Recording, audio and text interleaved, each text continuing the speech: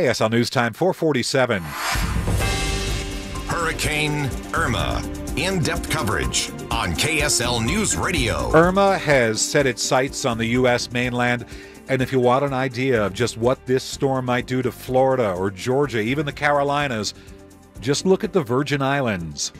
Grantsville resident Lindsay Philpot headed to the Westin St resort with her husband and their 3 kids for vacation, not expecting a Category 5 hurricane to wreck their plans. Rain came like water out of a car wash pressure sprayer outside their room yesterday. During the storm, a police officer came into the room seeking shelter.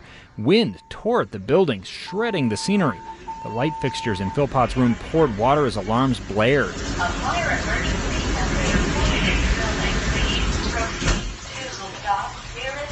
Our roof came off of our building, well, almost all the buildings down lower, and so we got flooding right away. And so we shoved our kids in the bathtub, and the fire alarms were going off. It was complete chaos.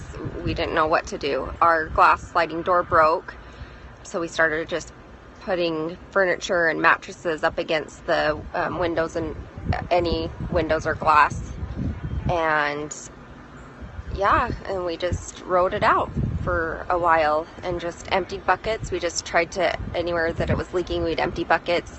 My husband cut a hole in the ceiling so that we could let some of the water come down so it wouldn't bring down the ceiling on our kids. This morning, the Philpots ventured outside, finding boats beached above the waterline. This whole cove was full of big, beautiful boats.